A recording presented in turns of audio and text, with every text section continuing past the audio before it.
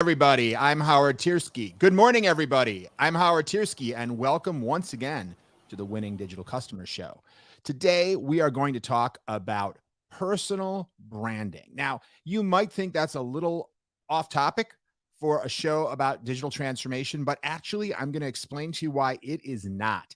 It is a critical component of your success as a leader of digital transformation. But first, let's just define what we're talking about. So we're going to talk about personal branding, which essentially means your brand as an executive, your brand for your career, your brand as a leader.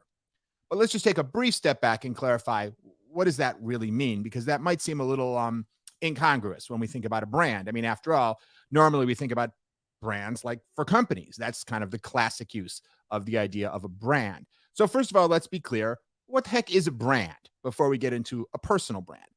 So a brand is, I would argue, it used to be two things, and now it's become needing to be three things. The first thing is it some sort of promise or claim of value, right?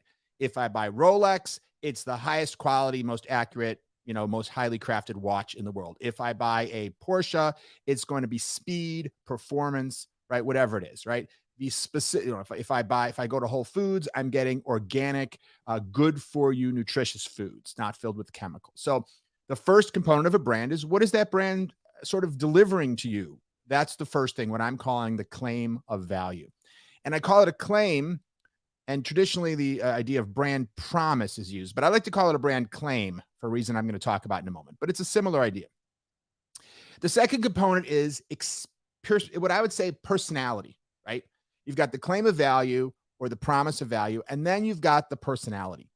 So, for example, if I fly different airlines, they all have kind of a similar claim of value, right? Like, they're going to fly me someplace, hopefully on time, hopefully safely.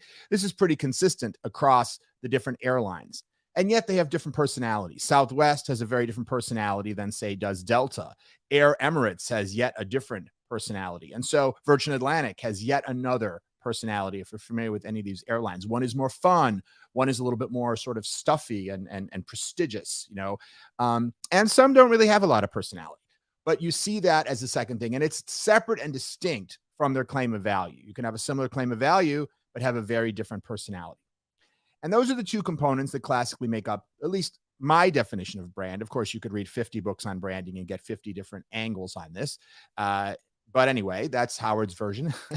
And then the third that I would argue is now necessary is proof. Because it used to be you could make a brand promise and more people would believe you. Today, people are so cynical about what companies anyway say about themselves, and we're going to switch in a moment to talking about you and your brand. You also need to make sure you've thought about how are you demonstrating that claim of value and that personality is actually true through the customer experience, through the online reviews that people can read, through the sales process, things like that. So that's why I say brands have gone from being able to make a promise to making a claim. To me, the difference is a promise is something that you say and you expect someone else to believe. A claim is something you say and you expect someone else not to believe until you can back it up. And that's why I've switched from talking about the idea of a brand promise to the idea of a brand claim. But okay, so that's kind of classic. What is a brand? Now, so what is a personal brand, right? For me, Howard Tiersky, do I need a logo to be my brand? No. Do I need a mascot? Do I even need a consistent set of colors that I always use? I could have. Typography. This is not really what we're typically talking about. The truth of the matter is, if you think about a company, the logo isn't the brand anyway. The logo is just a representation of the brand. The logo is just something that is meant to evoke and remind you what the brand is. What the brand really is are those other things I said earlier, right? It's the promise, it's the personality. So for you as an individual, your brand visual identity, so to speak, isn't your logo. It's your name. It's your face, right? It's you. That's it. You don't need something else for the most part. There are a few things you can do I'll talk about at the end, but for the most part, the visual, physical representation of your brand is you, which means the part you need to focus most on is not that. It's not creating the Howard Tiersky logo, and I don't have one, and I don't think you need one either. Well, you definitely don't need a Howard Tiersky logo, but I also don't think you need a you logo. The brand is what your name and your face, what you stand for. Now, you know, we might ask ourselves, well, why do I need that? Do I really need to have a personal brand? Well, I would argue, first of all, that everyone has a personal brand, just like every company has a brand, right? You can't really have a company and not have a name. And does that name stand for something? Well, it inevitably winds up meaning something to the people who interact with that brand. The question is it powerful? Is it resonant? Is it consistent? Or is it just kind of meh? Is it just kind of arbitrary? Or is it just highly variable? Let's take a brand like Citi. This is a brand that I wouldn't characterize as being a brand with a lot of emotional connection to customers for the most part. And I would not characterize it as a brand it's a very large brand, but not a brand that has a very specific personality or even a highly differentiated claim of value. But are there some people who feel strongly about Citibank? Perhaps, quite possibly. There are some people who go into the branch and they love the person they deal with in the branch. There could be some corporate executive who's done a big transaction with Citibank and had a great experience or had a terrible experience and they screwed them over. I mean, I don't know. So individual people may very well have a sense of what Citi means to them, but I don't think you could survey 300 people and hear any kind of consistent story unless what you heard is just the simplicity of, well, I don't know, there's a big bank, right? So that's pretty vague. In contrast, let's take a brand like Whole Foods. I think Whole Foods stands for something. It means a lot to people. And this is part of the power of Whole Foods. This is, I think, why Amazon wanted to buy Whole Foods. It wasn't specifically that they wanted to be in the, like organic business, I don't think, but rather that this was a brand that people really connected with, that people really felt meant something. And when you have that kind of connection, you are differentiated. If someone says to you, what grocery store do you want to go to? And they named 5 grocery stores, the odds are many of those grocery stores you'd kind of consider to be somewhat interchangeable. And one might be a little more expensive than another. One might be a little larger than another, but Whole Foods stands apart as a completely different kind of experience. And that's what makes its brand much more strong and differentiated. And by the way, when you have a clear, strong, differentiated brand, you might turn off as many people as get excited about your brand because now you have something to polarize people. And that is okay. You are much better off 99 times out of 100 having a brand that some people are galvanized by, fascinated by, that really differentiates you, even if that means there's another group of people who go, yeah, that's not what I want. I'm not interested in that. That is almost always a better strategy, both for a company and for an individual, than trying to be, to please everybody. So let's talk a little bit about why we need this for the work we're talking about in digital transformation. Why do you need to be seen with this kind of sense of differentiation, sense of who you are and what you stand for and how you are different from, a lot of other people? Like, why can't you just be the American Airlines of your career? If American Airlines is flying where I want to go, I mean, I consider them a competent, capable airline to get me where I want to go, even if I don't feel that that's a brand that is powerful. Whereas if Virgin Atlantic is flying to the same place, I'm going to say, oh, I want to be on Virgin Atlantic. Of course, that's an awesome airline. And again, some people might hate Virgin Atlantic. That's okay. If I can go to a generic amusement park or a Disney park, I'm probably going to be drawn to the Disney park. So that's the value of the differentiation. And here's why it's so critical in the work of enterprise transformation. Because when we are standing up in front of people at our organizations and asking them to change, whether we're asking a board of directors to commit $100 million, whether you're asking the people in the call center to learn new skills and stick with it and be positive about a change that they may be uncertain about, or anywhere up and down the chain, people look to you as a leader and they want to know, who is this person? Who is this woman? Who is this guy? Can I trust them? Can I trust them in terms of them not screwing me over? And can I trust them in terms of them being competent to actually deliver the claim, right, that they're making? Your ability to clearly make a claim and back it up with proof is essential. And furthermore, people follow leaders, I would argue, for 2 reasons. Number one, they give them certainty. That leader says, I will deliver this for you. And you could call it trust, confidence, certainty. That's one reason. These are all just kind of synonyms, right? One reason people follow people is they say that person is going to get us where we need to go. And the other reason people follow people is they like them. They're just personally, they feel, sometimes we refer this as chemistry, that I just find that person appealing. And these two things together create a powerful leadership ability for someone to then take people and help them feel okay about taking the steps that they might otherwise be fearful of. Our number one enemy in leadership is fear. Roosevelt said the only thing we have to fear is fear itself. A little bit, like a kind of a cliche, funny saying, but the reality is that when you're trying to drive transformation, the greatest risk is that people will just not go along with it because they're afraid. That's a much greater risk than making a mistake, by the way. You can have a vision for transformation and turn out that there's mistakes, there's problems. You can correct those along the way. But if people are fighting you and resisting and not moving along because they're fearful, this is the number one problem. And so when you as a leader can stand up in front of them with credibility and charisma, and they really feel like you are, frankly, someone special, someone who can lead them out of the wilderness. You are their Steve Jobs. You are their, Abraham Lincoln.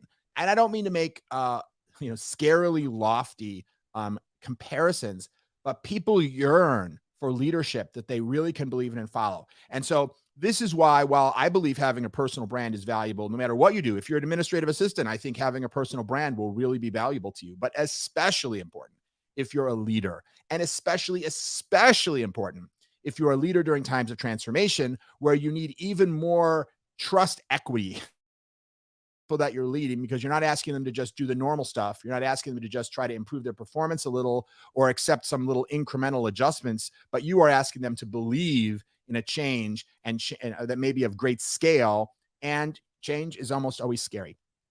So before I leave this part and start talking about the how, I just want to ask you to consider something. Have you ever worked for somebody that you thought, I could do that guy's job or that woman's job? They're nothing special. Yes, they're my boss. So of course I'm going to, act appropriately, listen to them or whatever. They can control my raise, but this is not somebody who inspires me. And then on the contrary, have you ever worked for somebody who really did, who you thought, I'm so lucky to be working for this person. I believe in this person's vision. I trust this person to get us where we need to go. And I don't know if you've had both of those experiences, by the way. You may have only had one or the other, but if you've had both, you've probably experienced how different it feels every single day when you go to work, when you feel like you're following somebody, you're being led by somebody who is a strong, differentiated leader versus somebody who you think is just a person in a job. And a lot of that comes from their personal brand. And by the way, it goes for the same. Have you ever interviewed somebody that you thought they could presumably do the job? They seem to have the credentials, like a lot of other people I'm interviewing. I don't see why this wouldn't be a reasonable person to hire for this job. Versus, have you ever sat down and interviewed somebody and went, wow, we have to have that person in our organization, even if they don't 100% meet the job requirements. You're like, this is a superstar. This is somebody that we want. That, in large part, is personal brand. And let's just, like, one more example. Here's a few people that have very strong personal brands that are in the public eye. I just picked kind of three at random. The one in the center, of course, is Elon Musk. So this is obviously somebody who's a successful business person, runs multiple companies, including SpaceX and Tesla. But you probably know something about his personality too, right? He's known to be a risk taker. He's known to be a little bit of a wild man, certainly someone with a lot of joy of life, perhaps someone who's eccentric, genius. You don't think of him as your typical CEO. I mean, after all, there's 500 CEOs. There's 500 CEOs of Fortune 500 companies in the world, right? Obviously. There might be more because there might be a few co-CEOs in there. So maybe it's 505. And, how many of them are considered truly special? A handful, right? But he's clearly one of them. This is personal branding. Anderson Cooper, on the news, right? He has a very clear personal brand, and it's quite different from, say, Dan Rather or Walter Cronkite. Some of those people also had strong personal brands, particularly Walter Cronkite. Anderson Cooper, he has a kind of a sense of humor and a personality. He's a gay man. And while that's not something he talks about every day, that's a part of who he is. It's a part of his brand. And, he has an interesting history. He's a daughter of Gloria Vanderbilt and other things like that. And I'm not saying he stands out because his history is especially interesting, because we all have a history that has qualities that are interesting. It's just that he's made them part of his brand. And so that makes him more valuable, I would argue, and more likable, at least to some people, maybe less likable to other people. But again, that's what branding is all about.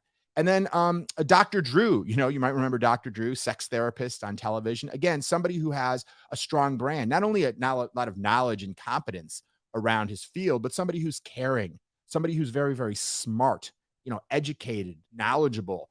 And again, that he's kind of a nerd, right? He's kind of a sex nerd. Very different from a sex therapist, for example, like Dr. Ruth. So I just want to offer you these examples because not everybody that you're going to see who's on television or is a CEO or who's a therapist is going to have these kind of strong personal brands. I just want you to see the distinction because most people don't have a strong. Oh, before and I cannot not mention Donald Trump. Now I try to keep politics out of this show. I'll still tell you I hate this guy, but that's not what we're here to talk about. You may love him, you may hate him. Let me not finish that sentence. The point is, this is somebody who's largely become successful, if you want to call him that, on his own personal brand. Not because he's so knowledgeable about politics, that's for sure. Not because he's been so effective as a leader or even because of the policies that he promotes, but really only because of who people feel that he is. So even if you're anti Donald Trump, there's something to be learned from somebody who has a personal brand which is so strong, it's overcomes a wide range of other reasons why in other circumstances, I mean, what would we have thought we would elect, a reality show star, television, president of the United States? Clearly, that's not a typical background, right? This is somebody who we hired for the job, despite by all normal measures not being very qualified because of the strength of his personal brand. So think of personal brand as the thing that is going to enable you to stand out. And you might think, because you might look around and say, I don't see a lot of other people doing this. I don't see a lot of other executives in my company doing this. I don't, that's because they're not, right? Most politicians aren't doing what Donald Trump has done. Most, CEOs are not doing what Elon Musk is doing. And he's benefiting from it. So have courage in terms of stepping up and saying, this is about making sure I'm seen as different. And as long as that difference aligns positively with the needs of those that you're leading, it's going to make you more successful. It's going to make you able to be more effective in your transformation leadership. It's probably going to help you get paid a lot more, be more desirable in the marketplace. You want to be the different one. You don't want to be the one that's like everybody else. Okay. So let's talk a little bit about how to create or conceptualize your personal brand. And then we're going to talk about what to do with it once you have it, because branding is really done in two stages. First, you got to figure out, well, what is the brand? And I'm going to talk, there's positioning, which is another way of talking about your claim of value. I'm going to call it positioning here for personal brand purposes. And then there's personality, right? So we're going to talk about those two parts. You need to figure out what those things are. And then we're going to talk about, okay, once you've got it figured out, like you've got it written down on a piece of paper, that doesn't necessarily change your life. But then you need to activate it. You need to put that brand into play. Just like when a company creates a new brand, a new logo, a new tagline, a new television commercial, obviously they need to do something with it. In the case of a corporate brand, you may need to advertise it or change the experience in your stores or change the voice recording on your call center or probably do 100 things to activate that new brand. And we're going to do the same thing here. But let's just start first and say, well, before we can activate it, we better figure out what it is. So two aspects of defining your personal brand: positioning and personality. So let's start with positioning. What is positioning? I think positioning is really four things. And we're going to make an infographic available of this, by the way. So if you want to download it. The first is specialization. Specialization is just, what do you do, right? Are you an accountant? Are you a plumber? Are you a software designer, right? So that's probably pretty clear. Part of your positioning, just like part of Nike's positioning, is that they are a company that makes athletic shoes and apparel, right? That not necessarily makes them different, but nevertheless, it's part of who they are. So that's simple, right? The next is level. How senior are you? How do you want to position yourself? Are you a mid-level manager? Are you a new vice president? Or are you one of the industry leaders in this space? You don't have to define yourself by what your current title is within your organization. In fact, one way to get promoted is for people to all of a sudden say, this guy is currently a vice president, but he's executive vice president material. Like, why is this person still a vice president within our organization? Some other company's going to come along and offer him a job as president. This is crazy. We need to promote this person. So think about, how do you want to position yourself in terms of level? And level doesn't always mean how many years you've been doing something. You want to, again, remember what I said before, it's a claim and proof. So you may be able to make a claim that you are at a much higher level of experience or ability than your number of years of experience would suggest. Certainly there's many people who've become CEOs in their 30s. How did they do that? Well, they convinced somebody that they were CEO material. by demonstrating, by claiming, and then proving the level that they're at. So think about how you'd want to articulate, how do you want to be viewed? And by the way, you don't have to say you want to be viewed as a world-class industry leader. Depending on where you are in your career, that may not be who you are. You may not have the proof of that yet. You may be able to want to say, that's where I want to be in 5 years. And so I'm going to plot a course of some things I'm going to do over the next 5 years. So that 5 years from now, I can claim to be the number one expert in my industry and have the proof to back that up. But today, I'm going to claim to be whatever. So think about that. How do you want people to view you, and what can you back up? And think with some boldness, because you may have more accomplishments than you realize. You may have more people who are willing to say that you're awesome than you realize. And those are all some of the kinds of things that become proof to back up a claim. Next is differentiator or unusual expertise. If you are a senior marketing executive, there's a lot of senior marketing executives in this country. What makes you different than all the other senior marketing executives? So someone said there's 5 executives in a room and someone was trying to talk about you. They would say, you are the blank one. Are you the one that went to Harvard? Are you the Jamaican one? Are you the one that has the crazy glasses? Are you the one that always talks about, like, this is part of my differentiator, talks about love and customer love? That's a little unusual. That's a sort of strange or differentiated point of view. Maybe you're not the only one that does that. There are other people that may use that term, but most don't. So I potentially stand out as someone who speaks about customer experience using certain unusual terminology. So think about, what is it about are you the super buff one that works out? What is the thing that's going to make you stand out? And by the way, you may think, well, some of those things don't sound like they would matter in my job, right? Like, what would it matter if I'm the one who's super muscular, right? Well, you need to figure out, and I said there were 4 aspects of positioning: specialization level, differentiation, and value. The 4th is value. And value is the one where you pull it all together and you say, why am I more valuable than everybody else? And by the way, you're not necessarily going to say this when we activate it in a way that makes you sound super arrogant. I mean, unless that's your personality that you're positioning, right? And we're going to talk about personality in a minute. There are ways, I think, that with any kind of brand communication, you want to think about, what is it that I want people to think and feel about the brand, in this case, me? How do I want them to think and feel? And then what's the best way to get them to think and feel? It may not be by saying to everybody, I'm much more experienced than my number of years would show, and I have these differentiators, and they are super valuable, and here's why. That's not how we communicate typically. So again, think of this as 2 steps: first strategy, then activation. But from a strategic perspective, we just want to speak bluntly, right? This is backroom talk. This is not how we speak to customers or speak to the people who you're creating that brand with. But we want to answer the question, why does it matter, right? Why does it matter that you're trained in, because sometimes, by the way, some of your specialization may be outside your field. I'm a director of marketing, but not me, just as an example. I'm a head of marketing, but I also have a background in accounting. And I also spent 4 years living in the Netherlands. Again, this is not me. I'm just making somebody up. And, I was a Olympic bodybuilding champion in my 20s. And, I have tremendous sports background. Now, do those things have anything to do with being the head of marketing? Well, your job in the 4th aspect of positioning is to make them have something to do with it, or at least to consider it. Because ultimately, when we define our brand, you may not include everything, right? We're going to talk later about narrowing down and refining. What are the key themes of your brand? But as you think about everything that you could include, consider, what does bodybuilding have to do with marketing? Probably a lot. I'll tell you something. My background is in theater. Before I started acting as a digital transformation consultant to large enterprises, I was a theater director, and I had a long training and some professional experience directing live theater. Now, what on earth does that have to do with the work that I do today? Well, I don't want to go into detail about it right now. In fact, maybe someday I'll do a live cast just about that. A lot.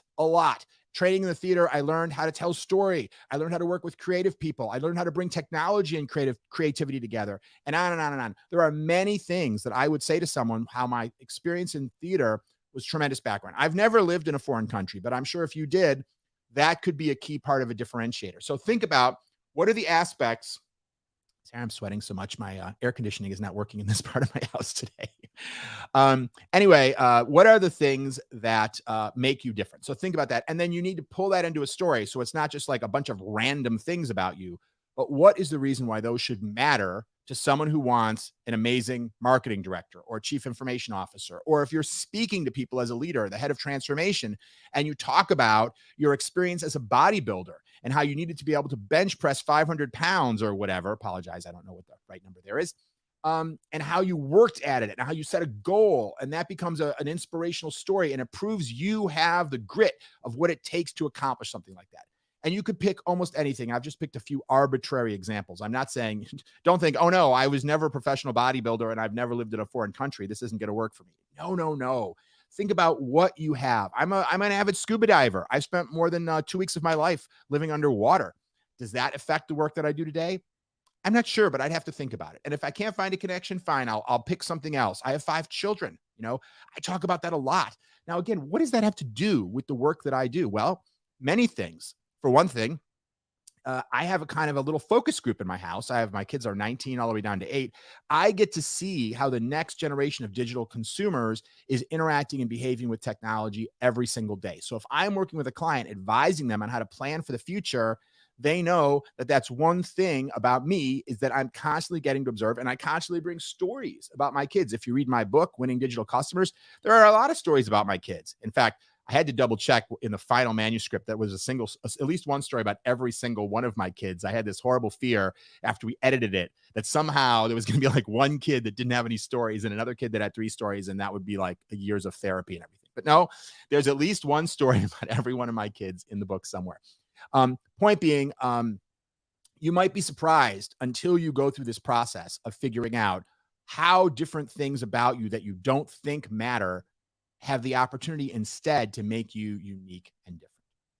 So that's positioning. Now let's talk about the second part, which is personality, and then we're going to talk about how to activate it. So your personality is, well, I probably don't need to tell you what it means to have a personality. If I do, you're in trouble. But, a lot of people talk about the importance of chemistry when they hire somebody or they work with somebody. And it's true with leaders too. I would say personality, it's a little bit hard to pin down, but I think it's 3 or 4 things. The first aspect I would say is personality is your mood. Are you somebody who's positive and upbeat, someone who's always laughing? Are you somebody who's very serious, somebody who's very intense? The quality of your emotional landscape is a key part of your personality. Another would be things that may be your quirks or hobbies or passions, things that you love, things that you're particularly emotional about. We talked earlier about some of those things potentially being differentiators. I've lived in a foreign country, et cetera. But if that's also a big part of your personality, just as an example, I had a wonderful conversation with a woman from Jamaica yesterday who's a digital transformation consultant. And you could just tell how her whole personality and the way that she approaches things is influenced by, and I apologize, she's from the island somewhere. She may not be from Jamaica. I don't know for sure. But you could just tell, right? There is a cultural difference. And, please don't send me emails saying I'm being like somehow like racist. This is not what this is about.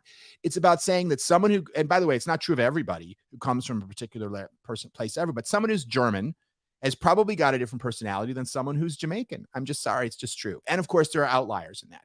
But if you bring a kind of an ebullient joy to your work versus somebody who brings an intense, serious, an analytical scrutiny, these are different personalities. And by the way, is one better than the other? No.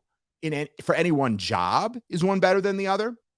Maybe, right? Depends on the job, right? And so think about that. Your mood, your collaboration style, how you work with others, how you interact with others. These are all things that make up your personality. And know that this is part of your brand as well. I talked before about how Southwest has a very different personality than United, even though they're both basically in the business of shuttling people and their luggage to different destinations. So think about that as well. How do you want to be seen? Now, I want to talk about how you take all of this information and distill it down to your brand. Because if you go through an exercise, and I would suggest you do, of going through all these sort of bullet points and sub-bullet points and say, well, what are the different aspects of my positioning? What is my differentiator? What are my kind of basic qualifications? What is my personality? What are the different facets of my being, my experience, my passions that I could bring to this? Maybe you're an opera singer. Maybe you love to learn about paleontology, right? What are all those things? And then what you need to figure out is, well, what belongs in your brand? Because if I look at a brand, whether it's Nike or any other brand, is every aspect of that company a part of the brand? Heck no, right? I mean, there are just so many things. If someone said, make a list of facts about Amazon, you could make a long list of facts, and many of them aren't in the brand. So what you need to figure out is, what are the parts of who you are that make the most sense to focus on when you communicate this brand? Now, how are you going to do that? Well, it's a lot about understanding your market, because let's remember why we're doing this. The purpose of the brand is to make you more credible and trustworthy and more appealing to the people that you need to lead. This could be people who are hiring you if you're searching for a job. It could be a board of directors that you need to convince to give you funding. And it, of course, could be the troops, right? The people who you need to feel good about your leadership so they'll be on board and not resist or have a mutiny or whatnot. So understanding them and understanding what influences them, where it overlaps with who you are. Personal branding is absolutely not about coming up with some conception of who you should be and then becoming that person. That is a miserable way to live. And I don't think it will work unless you are a fantastic, talented actor, in which case you should probably do that for a living. So it's not about that. It's about saying there's this big breadth of who I am, and I want to find out which are the parts of it that I want to magnify and distill when I communicate really who I am. And when we get into the activation, I think you'll see how that becomes very specific and practical. So when you think about the market, what do you specifically want to look at? A few suggestions. First of all, be clear on who you want to be, because the market is going to have different criteria by which they judge somebody who wants to be a transformational leader versus just a regular head of marketing. They're going to look at someone in technology, probably different from someone on a business side. So think about, be clear. What is your aspiration? What do you want them to be confident in you about? For example, if I would have a very hard time getting somebody to feel confident that I would be very good at repairing their car if it breaks down, right? That is not my strength. So, it wouldn't make sense for me to decide that, I'm going to go to, let's say I'm trying to lead the transformation at AutoZone. And I think that they would have more confidence in me if they believed that I was a trained mechanic and I knew how to repair any vehicle under any circumstances. Well, they may have more confidence if they believe that. But I am not that person. Now, there are some times when you can get some training or you should gain some knowledge, and that can be helpful if you say, if I only knew this one thing and I could go take a weekend course and learn it, that's a valuable thing to do. But to become somebody who's an expert in automotive repairs is probably not a practical thing to do on the weekend. And so what I might want to do is say, okay, well, that would be a great, if go back to my overlapping circle, that's on their side, but it's not on my side. It's not in the sweet spot of the overlap. Again, if it's a small thing, I could try to move it into the overlap. Otherwise, that's not my positioning. But you know what? What if I said, I'm going to go the opposite way? I'm going to say, one of my strengths as the head of marketing, if you will, or whatever the role is, I'm just picking a random brand here, for an automotive company like AutoZone, is I don't know anything about repairing cars. I am a complete novice when it comes to repairing cars. I'm afraid of doing my own car repairs. And that gives me tremendous insight into one part of our market, which is people who don't know how to repair cars. And by the way, which is the bigger market? People who are expert at repairing cars or people who don't know how to repair cars? It's people who don't know how to repair cars. So that would be an example of how you can turn it around. Now, will that work in this case, in my AutoZone example? I don't know, because it depends on their business strategy. If their business strategy is only to appeal to people who are automotive experts, then that might not be successful, which is why you have to understand your market. But on the other hand, if AutoZone is, I've seen many companies, and again, we'll just talk about marketing, but it could be in many areas. I've seen many companies who bring in a chief marketing officer from outside the industry. A Chase Manhattan Bank may hire a chief marketing officer from HBO. And you might say, well, how on earth would this person know how to be marketing officer for the bank? Because they don't want somebody who's just thinking about it like a bank, right? They want somebody who thinks about marketing the way you would market an exciting consumer product. Again, I know it's not a real example, but I see that sort of thing happen all the time. So think about who you are and how to overlap that with what the customer wants, the market that you're after, right? And bear in mind that you want to be authentic and be resourceful at figuring out how parts of who you are will match what they're looking for. And parts of who you are may not matter, and that's fine. Because again, it doesn't, if you think about two overlapping circles, not every part of you is a part of the brand, just like you're not meeting everything that would meet their needs, you're looking for the overlap. And one other way I would encourage you to think about it is your brand should be a solution to a problem that they have. Let's take the Virgin Atlantic brand, right? If you're not familiar with them, they fly through the United Kingdom. Their brand is a very fun and it's like a casual, fun, sexy brand that's also about pampering you, right? So you go on a Virgin Atlantic flight, they have a massage to give you a massage when you're in, in first class or business class. The flight attendants all wear kind of sexy outfits. They have a lounge at the airports that has all kinds of, they give you free, awesome food and high-end drinks, and they have dartboards and you can play with, it's a much more kind of rich and entertaining experience when you go on a Virgin Atlantic flight. And so, what problem does that solve, right? Does it solve the problem of I need to get from New York to London? I mean, yeah, but not in a differentiated way because fundamentally it's the same as most airlines. But it solves the problem of flying is boring, flying is a hassle, flying is, unpleasant, and they make it fun. They make it so that when the flight lands, you're like, oh no, we're here. I want to spend more time on my Virgin Atlantic flight. That's true. That's what they do. So think of your brand as you're crafting what that brand is. They have to be true, authentic things about you, but what problems are they solving for your customer? In the case of my Citibank example, the problem might be, every time we approach marketing, we approach it like a bank. And so all of our marketing is like all the other bank marketing. And as a result, we're not differentiated. We may have a different tagline, but in the end, we still sound like every other bank. And we want to bring in someone from Disney to be our new head of marketing because we don't want to sound like every other bank. We want to tap into the magic that other industries find that we don't think anyone in banking has found. And we want to be the leader to do that. And so that's the problem you're solving if they bring you in that role. And of course, you want to make sure you know what are the qualifiers that are most important that you have to have in order to be successful as well. And what they care about in terms of personality. And a lot of personality just has to do with experience. If you're somebody are you going to fit in? Are they going to like working with you?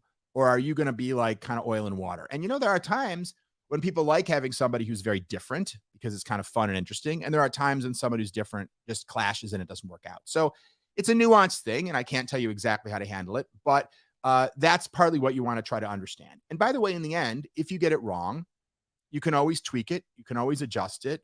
And if you really find that what's really powerful about your brand isn't aligned with the company or the audience that you're going after, maybe you need a different audience, because where you're going to do the best is where what is unique and different about you has good overlap with the market. If you have a product and you keep trying to sell it to teachers and just teachers don't seem to want it no matter what you do, and then you try and realize accountants, they really want this product. Teachers don't really want it. Stop trying to sell the teachers. Your product isn't appealing to teachers. You could try to sort of adjust the messaging and adjust the value proposition to make it better for teachers. But at a certain point, if you realize that accountants are dying for your product and teachers, no matter how you tweak it, they're just not that excited, I would suggest you go sell the darn thing to accountants. Maybe come up with a different product for teachers. Okay, last section of our talk today, how to activate it. So once you've got it figured out, you say, all right, I think I know what it is. Now, so there's going to be some trial and error, right? You're going to start activating it. You're going to see how people respond. So it's not necessary to get it perfect, but you've got a strategy. You'd say, okay, this is what I think my positioning is. This is the personality that I'm trying to get across. Once it's just written down on a piece of paper, obviously you need to figure out, how do I make it real in the world? Coca-Cola might have a giant Coca-Cola giveaway with polar bears in costumes, not real ones, but walking around, giving samples out and playing music and with snow falling and playing, Michael Jackson songs or whatever to help activate the brand. You're probably not going to do any of those things, but that's what we mean when we say brand activation, to create some kind of an experience that makes people feel like, oh, this person is the person who blank. They feel the brand. It's not just a conceptual idea to you. So here are a few areas you can activate that brand, and I'll end with this. First of all, your social media presence. Most likely, if someone meets you these days, they're going to go and they want to know more about you. They're going to go look at your LinkedIn profile or your Twitter feed and things like that. Just even before we talk about what you tweet, just the basic photo description, the basic information that you put out about yourself in social media helps position you, right? When I position myself as I'm someone who's here to help companies get the love from customers that they need and they deserve. That's who I am. I'm here to collaborate with you, to help you as a leader of a company become a superhero, become the leader that has transformed your company so that it is getting the love from customers that it needs and deserves. And I'm also a Wall Street Journal bestselling author. I'm also a founder of a very successful digital agency. Now, I'm telling you these things not to brag, but to just say, these are the few things that I want someone to know about me. And, obviously, and I want them to feel that I'm someone who's humble and collaborative. And I think those things are true, but I also need to be strategic and say, wait a minute, if I want them to see how I can help them, my goal is to help people, but I'm not going to be able to help them if they don't trust me. So I have to put some of those key ideas up front in the brand. And so you have to find a way. And in my case, I'll say, well, I was really privileged to be able to have a book that a lot of people wound up getting into a lot of people's hands and actually wound up on the Wall Street Journal bestsellers list. And it's a book that I'm really always so excited to hear people say that they're using as a blueprint to transform their company. Now, hopefully I say that in a way that is humble, and I do feel humble. I do feel all those things, but also it is a strategic planting of important information that helps build my credibility, not so I can feel important, but so they can feel confident, because that's a necessary asset that I need so that I can really help them. So that's social media. Your resume, similar to social media, another idea, if you're looking for a job, if your resume is part of who you are right now, or it could be something like your bio on your company's website, wherever there's a description that talks about who the heck you are. Don't be afraid. Don't feel your resume has to look and sound like everybody else's. If one of your key differentiators as a marketer is your 5 kids at home, don't be afraid to put that in the first sentence of your resume. After all, when people are looking at resumes, they all sound pretty darn similar, and you want to be the one that stands out. Next is your elevator speech. Whether if you're in an interview, someone says, tell me about yourself. Or let's say you already have the job, but you're meeting with members of the board of director for the first time, or you're standing up in front of a group of people that you haven't met before, or some of whom you haven't met before. It's pretty common to need to introduce yourself in business. Now, how strategic are you about how you introduce yourself? Do you just wing it whenever the opportunity comes up and just say what, because, you can only speak briefly, right? If you're introducing yourself, you can't talk for 20 minutes. So you're inevitably going to be only saying a few truths about yourself and leaving out 90% of the truths about yourself because you don't have time. So what is most important to say? Is it important to say, was it important for me to say I graduated from NYU? Is it important for me to say I used to live in Los Angeles, or that I grew up in Chicago, or that I spent 15 years working for a large consulting company? I mean, I could list 50, these are all true. I could list 50 things that I'm a Wall Street Journal bestselling author, that I live in New Jersey. And it might be a little different in different situations. If I'm speaking to a client who's from Chicago, then I'm probably going to mention I'm from Chicago. So you might not always have the exact same elevator speech, but to actually be strategic and think, how do I want people to view me? When they say to you something like, tell me about yourself, or why don't you introduce yourself? Think of it as this question. What they're really asking is, what do you want me to be thinking about you? What do I need to know about you so that I can understand how you're of value to me and what's different about you? And if you haven't thought about the question that way, do it now and think about if that was the question, even if that's not the way the question is worded. The person just says, we're going to go around the table and everyone's going to introduce themselves. And the person says, well, I'm Bob, I'm the associate director of, performance marketing. And the next person says, I'm Sally. I've been in this company for 4 years and, I'm in charge of email. It's fine if it comes to you and say, hey, I'm Howard. I got 5 little kids at home. And so I'm constantly studying their behavior so that I can figure out how I can be a better marketer every single day, because there's something about helping companies better connect with their customers that just turns me on like crazy. I've been doing this for 25 years and it is my passion. Now that sounds a lot different. Remember the graphic earlier with the pencils and the different colors?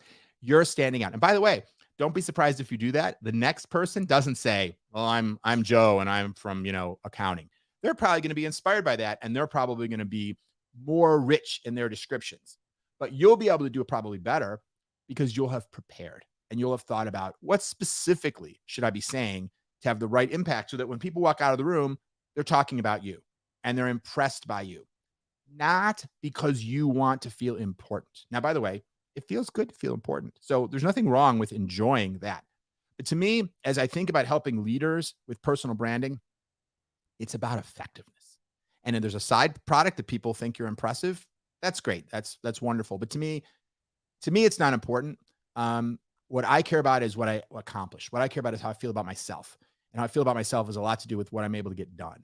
So I'm not trying to impress people. I'm trying to make them trust me and have confidence in me, which will be trust well deserved and trust well used. But nevertheless, it still takes something to get people to trust me, like it takes anybody. A couple last things, and I'll wrap up here. Next thing is thought leadership. So I talked about your social media, like just landing page, but also what are you publishing? In the world today, everybody is a creator. Everybody is an author. If it's just stuff you're sharing on social media, articles you're writing, videos you're posting. I mean, everyone's posting on TikTok now. Did I say TikTok? TikTok now. Man, I'm aging myself. You can make a 30-second video, right? You can post an article with 2 sentences of your thoughts, or you can do like me. I've written 2 books so far. I'm working on my 3rd book right now. Now, not everybody has to write a book, but I can recommend writing a book as a great way to position yourself. But there are many ways. But think about, what are you putting out there? What are you publishing? If someone Googles you, what are they going to find? If they want to watch a 30-minute video to learn more about you, what will they find? And ideally, you make sure that what they find is something that further reinforces those strategic brand characteristics. A couple last things. Public relations. There's nothing like being in the media. And you don't have to be, Keanu Reeves to wind up on a magazine cover or have an article written about you or have an article written by you. For example, a lot of people become Forbes contributors.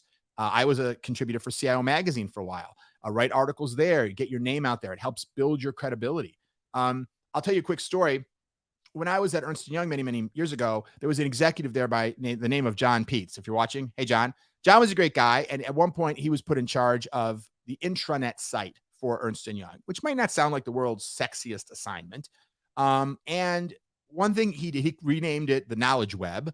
And he then got a lot of magazines to write articles. Or I don't know if he did it or they just discovered it. I really don't know. But I'm guessing he strategically did this, because usually you don't get a lot of press unless you're extremely famous because the press is looking for you. Usually if you're a business person, you need to go seeking media. So I'm guessing he did it.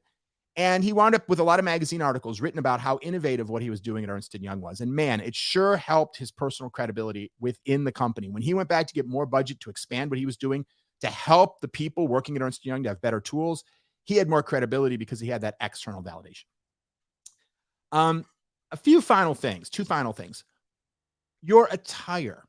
Your attire can also help build your brand. And to some degree, this is a little bit of an exception to what I said earlier when I said you don't need a logo, you don't need a typography, you don't need a color palette. Your brand is really all about the meaning that people ascribe. Well, you can actually also convey meaning through your attire. For example, if you're trying to be seen as innovative, you probably don't want to dress the way everybody else dresses, right? If you're trying to be seen as hip, you want to make sure you're dressed in a fashionable way, right? Frankly, if you're trying to be seen as really smart, there's probably different ways you can dress to be seen as really smart, but there are probably ways that you could also dress that wouldn't be consistent with people's stereotypes, so to speak, of how really nerdy smart people dress. And I'm not saying that you can't break the mold, by the way. You can, but attire is a form of communication. Whether you think about it that way or not, people draw conclusions about you based on what you wear. And what you wear is everything from, shirt. We're packing for going to the shore. So we're just making lists. So what do you wear? Shirts, pants, shoes, watch, glasses, right? In case of women, it's makeup. What's the kind of, how aggressive is your makeup? How future forward is your makeup versus subtle, right? Nails, right? These are all other jewelry for women, but really men and women, So if I want to be seen as somebody who fits in well in a corporate environment, and I have 9 leather bracelets on my hand, tattoos, all these things are a form of communication about who you are and what your brand is. Now, I'm not suggesting you should go get a tattoo that says innovation, but just bear in mind that this physical presence also affects how people view you. And of course, there are things you can do to impact that. And so I can suggest you consider, what can you do with your attire to just stand out a little bit, and be aligned with the things that you want people to think about. And, and you also may just want to pick something that's distinctive. And an example would be Seth Godin, who's a well-known thought leader in the marketing space. He always wears these colored glasses. I don't know if they're always yellow, but he always wears these glasses with like bright primary colors. And it's kind of like his thing. It's something that makes him stand out. It gives him a little bit of a differentiated branded look. And it also looks kind of creative, right? Those glasses, because they're creative. So it communicates something about him being creative, and it also creates a little bit more of a consistent, hey, that's the Seth Godin look. So that's something that you might want to consider. And the last component of activation that I'm going to talk about for today, and then I'm going to wrap it up. I think this is going to win the award for my longest live cast ever. But it's an important one. And it's also the last one before I take my August break. So I'm going to talk about that at the very end. So I've given you a double long live cast today to make up for the fact that I probably won't be live casting during the month of August, maybe once, but I'm going to be at the shore. I'm not going to have my usual get up here. Maybe I'll do one with my iPhone from the beach, but otherwise we're going to be replaying some old favorites. Like we're going into reruns. It's like watching the reruns of MASH. They'll be fantastic. But in any case, the last thing I would say is just, and this is going to sound a little overly sweeping, perhaps, everything you do, activate the brand in everything you do. What does that mean? It means be thinking about, this is how I want to be viewed. This is what I stand for. If I'm the innovative person, then it means I should be approaching things in an innovative way. If I'm the analytical, meticulous person, then I should be approaching things that way. It doesn't mean you can't do other things. It doesn't mean you're limited by the brand, but you want to lead with those things so that when people work with you, they say, oh yeah, he's really like that. That really is who he is. And it should be easy if you've picked aspects of yourself that are already there. We're not inventing things, but it also means that, if you're there as the creative person, that you want to make sure that you always sort of have that question in the back of your mind. If someone asks you to plan the company party, they're looking for somebody. They've probably picked you because they're looking for somebody who's creative. Why? Because you branded yourself that way. If they wanted a boring old party, they probably would have picked somebody else, which means that you should be coming back with something that's consistent with that brand. So and it becomes easier and easier over time, right? As you have that brand and you think about how you approach everything, it becomes more automatic anyway. And it should be natural and organic because it's based on an aspects of who you are. So just over time, you want to think about that brand activation. Yes, it's something that you strategically plant in different places, like your introduction and your LinkedIn profile and your books, your thought leadership, or your blog, or videos you're putting out, or the PR that you get, or things like that. But also, it's just part of who you are every day on a natural basis, because that's when people will really believe that claim. They might start by being intrigued by that claim. If I see Seth Godin in his cool glasses and he's positioned as this creative guy, I'm like, oh, cool. I want to meet that guy, or I want to hire that guy. But then if he comes in and he's not particularly creative, even though he's wearing the magic glasses, I'm going to be let down. So you want to make sure that you're fulfilling that brand claim, that brand promise in everything that you do all day long. So hopefully that's been useful to you. I really hope, we all have the month of August to maybe, reflect. Maybe you got some vacation time coming up. This is something you might want to consider meditating on. What is the brand that you want to be known for? How do you want to stand out? We'll try to make some of the key bullet points of this available. So if you want to go back through it on your own, you don't have to watch the whole video 3 times to write down exactly what are these different points I've made. And maybe as we approach the fall, fall's a time of renewal. Most people have that ingrained in them from childhood because, every fall of the new school year is kind of an opportunity to reinvent yourself, right? When kids are growing, every year they're a little different. And so when you meet your friends new, especially if you haven't seen them for summer vacation, you meet them new in the fall, they've got those new fall clothes on and possibly come to school just a little bit of a different person than they were when they left in May. And of course, most of us are not growing anymore the way kids in school are, but we all have that ingrained as a kind of a memory and an expectation that when we all come back from Labor Day, it's a chance to reevaluate who everybody is and just see them in a little bit of a new light. And by the way, we also have an especially new kind of coming back after Labor Day because of coronavirus. Many of us have seen each other on Zoom, but not in person. And increasingly, we're going back to the office. At least many businesses are. God willing, that will continue. And the Delta variant won't send us scurrying back to the way things were before. And that's all the more reason to have the opportunity to use this moment to refresh and reinvent who you are, to create a more differentiated brand in your workplace so that you can do your job better, so that you can get more trust and confidence from those above you, below you, and at your level. And ultimately so that your career can go farther because you'll be seen as more valuable, whether you stay at the same company or you go somewhere else.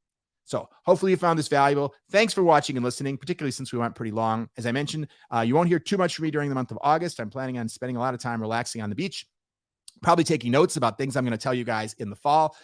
So have a fantastic month. There will be content being live cast if you want to keep tuning in during those hours, of course. And until I see you again in the fall, you know what I'm going to say, keep transforming.